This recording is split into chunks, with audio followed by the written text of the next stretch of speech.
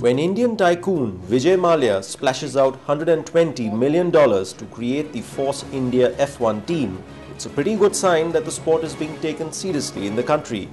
And he believes that Indian F1 is only on its warm-up lap. India is a growing economy. We have a very young demographic of several hundred millions of youngsters whose disposable income is going up.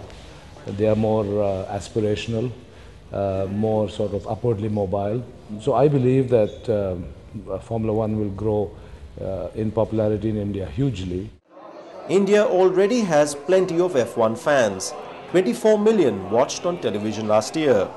Advertising revenues for broadcasters have jumped, and sports bars like this cater to the die-hard fan. It gives you a high. That's why, I love this sport. The sport also has its fans among Indian sportsmen. Cricketing legend Sachin Tendulkar dropped by the British Grand Prix to support the Force India F1 team.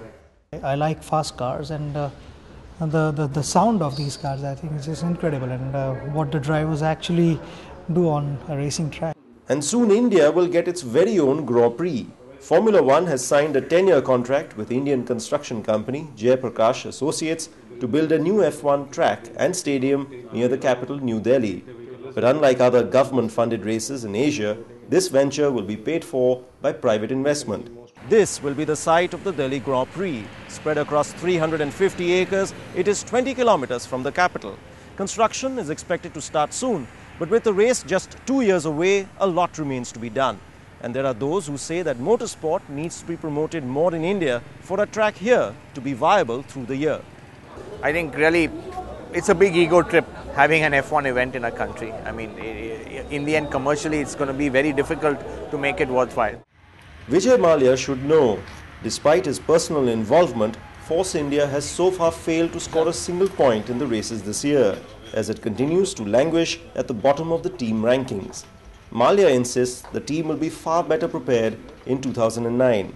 So we have made progress in 2008, but of course in 2009 the whole ball game changes because of new FIA regulations. Everybody has to build a new car. At the Force India factory in Silverstone, work has already begun on the new prototype. Mallya is serious about taking on the competition and has brought Airbus on board to work on aerodynamics. But the big question is whether he has the deep pockets required to take on established players like Ferrari and McLaren. I think 5 to 7 years ago, I don't think an average Indian would have even thought that India could afford its own Formula One team. But I think Force India's presence on the World Championship grid today is a showcase for the new and prosperous India. We can afford to be there and we can perform.